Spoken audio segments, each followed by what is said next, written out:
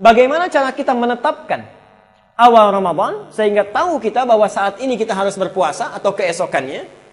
Maka Nabi Shallallahu Alaihi Wasallam memberikan gambaran kepada kita, menerangkan kandungan Al-Quran bahwa ada dua metode yang disepakati nanti oleh ulama. Kemudian ada dua metode untuk menentukan awal Ramadan itu, termasuk Syawal dan Idul Adha. Yang pertama dikenal dengan ru'yat. Ru'yatun sudah kita lihat. Tulisan Arabnya ra, kemudian ada huruf waw di atasnya hamzah, ya, dan ta marbutah. Ru'yat. Nih. Yang kedua dikenal dengan hisab.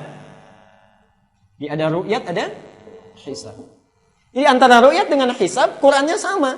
Quran surat 10 ayat 5. Perhatikan. Kalau yang tadi ru'yat kan lamnya ya, li ta'lamu. Kalau hisab itu langsung disebut li ta'lamu adada sinin wal hisab. Ada?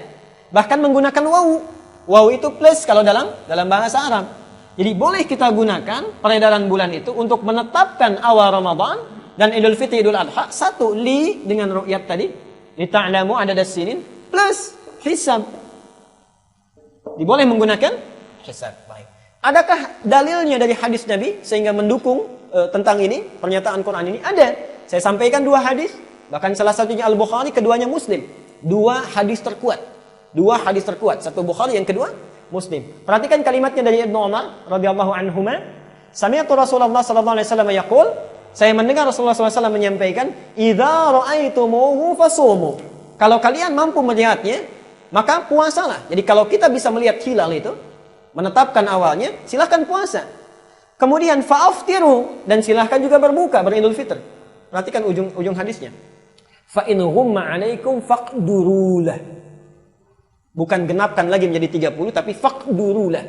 Kalau terhalang kita untuk bisa melihatnya, rumusnya faqdurulah, maka perkirakanlah, hitunglah. Apa yang dimaksud dengan qadara faqduru di sini? Para ulama menyampaikan, lihat para tabi'in, tidak usah ambil kita. Para tabi'in yang paling soleh, misal kita ambil Mutarrif bin Abdillah. Mutarrif bin Abdillah ini seorang tabi'in yang wafat tahun 95 Hijrah. 95 Hijrah ini dilahirkannya Imam Malik bin Anas. Jadi ketika beliau wafat, Mutarrif bin Abdillah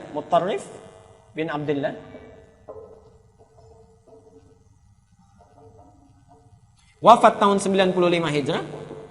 Beliau meninggal, Imam Malik lahir. Imam Malik itu gurunya Imam Asy-Syafi'i, kerabatnya Imam Abu Hanifah. Abu Hanifah nama aslinya Nu'man bin Bashir. Wafatnya tahun 150 Hijrah. Begitu beliau wafat, Imam Asy-Syafi'i lahir. Oke? Nah, ini menyampaikan di dalam salah satu catatannya, beliau menafsirkan yang dimaksud faqdurulah adalah dengan cara menghitung al-hisab. Jelas sampai sini? Baik. Itu di antara dalilnya.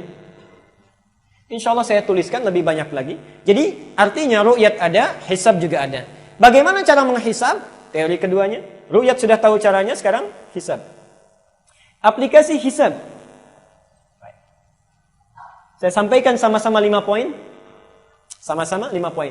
1. Menyiapkan data-data hasil pengamatan fase hilal yang menjadi acuan hisab. Jadi hisab itu bukan tanpa ru'yat. Hisab itu bisa terjadi kalau data-data pengamatan sejak zaman Nabi dikumpulkan, dilihat, dianalisis, kemudian diperhatikan sehingga muncul waktu yang bisa sifatnya eksak untuk menetapkan awal Ramadan. Jadi saat ru'yat pertama kali dilakukan oleh Nabi di Madinah, itu berlangsung tahun berapa? Waktunya berapa? Waktunya kapan? Ketinggian hilal pada saat itu berapa? Dihitung dari zaman Nabi, zaman sahabat terus sampai kekinian. Kemudian dari hitungan itu muncul secara kompleks, hitungan yang kompleks. Dengan rumus-rumus tertentu, lahirlah ditetapkan tahun ini jatuh pada tanggal sekian, bulan sekian misalnya, waktunya berapa derajat, menitnya sekian, dan seterusnya. Jelas sampai sini? Dan proses hisab ini juga digunakan untuk menentukan waktu sholat. Untuk menentukan waktu sholat. Saya beri contoh. Zaman Nabi sholatnya itu pakai ru'yat. Zaman Nabi pakai ru'yat. Kalau tidak percaya silahkan baca semua kitab fikih tentang sholat. Tidak ada itu menggunakan hisab. Kata Rasulullah, kalau engkau ingin tahu waktu sholat zuhur, tanamkan tongkat itu di lapang. Kemudian lihat bayangannya. Ketika bayangan mulai miring sedikit itu kan berlawanan dengan arahmu, maka itu muncul sholat zuhur. Ketika lebih pendek muncul sholat asar. ketika akan hilang muncul sholat maghrib, hilang sama sekali muncul isya. Saya tanya, al-ihsan gitu nggak? Kalau setiap waktu zuhur tanam dulu tongkat di luar, lihat, gitu nggak? Ya. Maka muncul ulama-ulama setelahnya. Perhatikan, saya ingin gambarkan betapa umat Islam itu sebetulnya cerdas dan hebat. Ibu sudah ada yang ke Tunisia, bapak di sini? Tunisia? Lain waktu, coba main ke sana ya. Lihat lagi ke sini itu Pak. Coba kalau ikut umroh plusnya itu jangan yang aneh-aneh ya. Ini ada plusnya ke Hong Kong, plusnya kemana gitu. Cari yang bagus-bagus. Tunisia itu punya satu daerah namanya Korowain. Di Korowain ini ada satu masjid yang dibangun pada masa kepemimpinan Musa bin Nusair tahun 150 Hijrah. Dibangun masjid ini, lihat kehebatan masjidnya. Saya ingin gambarkan. Jadi seperti Masjidil Haram, gambarannya Masjidil Haram, artinya terbuka luas begini ya. Kalau di Masjidil Haram tengah-tengahnya apa? Ka'bah. Di sini bukan. Tengah-tengahnya ada satu gundakan. Kemudian ada tempat begini. Lihat hebatnya ya. Di gundakan ini naik ke tangga, di atasnya ada hitungan astronomi. Dihitung derajatnya, dihitung busurnya, menunjuk kepada waktu. Lalu di sini ada tongkat besi, dilingkari oleh waktu-waktu sholat. Ini zuhur, ini asar, ini maghrib, ini isya. Fajar seterusnya. Perhatikan hebatnya. Kalau matahari sudah tepat berada di atas masjid itu, tepat di sini, bersinar ke sini, itu langsung akan memantulkan sinarnya ke sini, dan langsung di sini menunjuk kepada waktu sholat. Sini cahaya jatuh, dipantulkan ke sini, langsung menunjuk kepada zuhur. Muadzin tinggal lihat zuhur, adzan, Allahu Akbar, sampai sekarang masih ada. Saya ingin sampaikan betapa hebatnya saat Eropa masih tenggelam dalam gelapnya pengetahuan, umat Islam sudah bisa membuat seperti ini 150 Hijrah. Berarti sudah 1200 tahun yang lalu. Sudah 12 abad yang lalu. Karena itu mari Ibu tingkatkan kebaikan kita Pak. Belajar yang rajin, orang sudah ke bulan kita masih memperdebatkan yang kecil-kecil itu, ya. Teruskan ke sini. Tapi saat yang bersamaan sudah mulai maju teknologi, perhitungan, sekarang kan tinggal lihat jam ya. Jam digital sudah muncul, waktu zuhur berapa, waktu asar berapa, maghrib berapa ya. Artinya, dulu zaman Nabi tidak digunakan karena belum ada kemunculan ini, tapi dalilnya sudah ada. Ulama kemudian mengembangkannya sampai sekarang hampir tidak ada di muka bumi ini sholat yang menanam tongkat terlebih dahulu. Jelas sampai sini? Pun demikian dengan Ramadan, aplikasi hisab itu bisa dilakukan, data ru'yatnya sudah ada. Yang kedua, menentukan batas minimal ketinggian hilal di atas ufuk saat matahari terbenam. Apa maksudnya? Itu sama saja dengan yang tadi. Jadi menentukan batas ketinggian minimal. Lihat ini. Tadi ini disebut garis apa? 0 derajat ufuk. Ini disebut dengan batas 0 derajat, batas minimalnya. Jadi 0 derajat ini batas minimal. Artinya kalau sudah di atas 0 berarti sudah pindah hari ya. Pindah hari dan waktu. Kalau di bawah 0 berarti belum pindah hari. Saat matahari terbenam. Hisab tidak berlaku sebelum matahari terbenam. Jadi kalau misalnya maaf ini matahari telah terbenam atau misalnya pada jam malam, mulai ijtima malamnya, itu tidak berlaku besoknya puasa. Misal ijtima terjadi pada jam 8 malam, jam 20. Malam terjadi jam 20, sudah maghrib belum? Sudah, ya. Karena sudah maghrib, mataharinya tenggelam, walaupun ijtima, itu tidak bisa dihitung besoknya sebagai hari baru. Walaupun ketinggiannya di atas 0 derajat. Jadi saat matahari terbenam. 3, menentukan waktu konjungsi ijtima, sama dengan ru'yat ya. Tanggal berapa? 29 Sya'ban.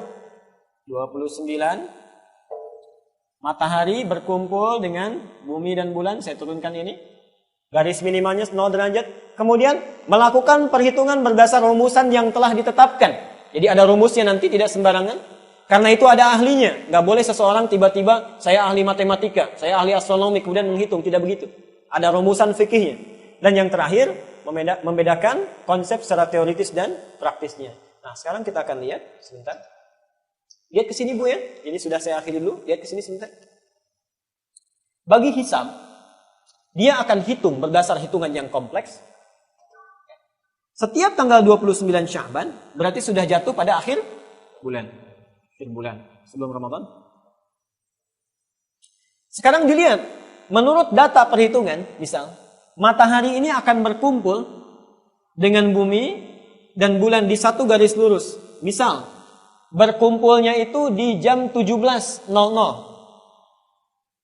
17.00. Atau yang tahun ini saja, insya Allah ijtima akan terjadi pada tanggal 29 Sya'ban, tepatnya di hari Jumat bersamaan dengan 27 Juni, jamnya jam 15:20, ya kan? 10 detik.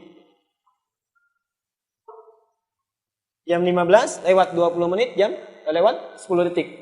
Berarti jam 3 sore ya, hampir setengah 4. Matahari sudah tenggelam belum? Belum, berarti sudah terpenuhi ya. Baik. Berarti syarat yang kedua sudah terpenuhi. 29 Sya'ban, matahari, bumi dan bulan berkumpul. Nah, sekarang saat bumi dan bulan mulai berkumpul, ini sudah pindah hari belum? Belum ya, karena masih di 0 derajat. Saat kemudian matahari tenggelam, naik, tenggelam kan?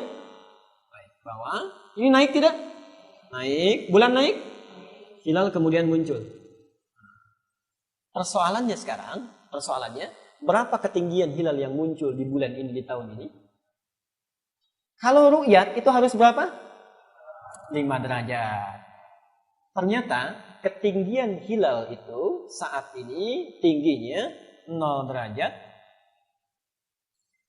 31 menit 17 detik.